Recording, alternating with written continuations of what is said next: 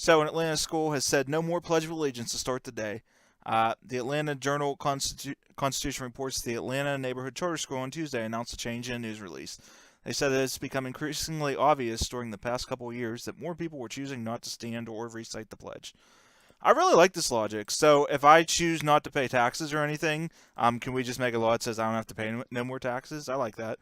If I don't choose to follow some of the rules, like oh, I shouldn't nail someone just because they're a different race, like that, should that be allowed because a lot of people are protesting it?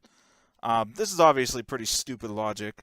And, this is again just more anti American behavior from the little socialists that hate this country, that gives them every damn thing they want, and does whatever they can to ensure that they may not be rich, but they'll never be completely out of food or whatever. Um, we got to stop playing around with this shit. These people aren't on our side.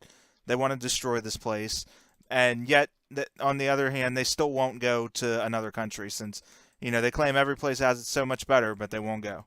So, I should tell you something. I mean, though, I don't see what they'll stop at this point. Like I said it before, but if a war broke out tomorrow against the U.S., I firmly think, even if it was like some of the worst people on earth, say it was like ISIS or something like that, or North Korea or some shit, that they would actually support them and they would go against the country because of their hate for this place. So I think they're worthless. I don't think I think they need to be taken out and gone because this is bullshit. And it's just another step in the degeneracy and the destruction of a country. They're the left doesn't do this shit one at a time. They just do death by a thousand cuts. Actually, that didn't make any sense, but they just do death by a thousand cuts. They're not going to do everything at once. Just chip away here, chip away there. Sooner or later, they won't carry American flags. They'll come up with all kinds of shit because they hate this place. And the more we tolerate it, the more worse it's going to get.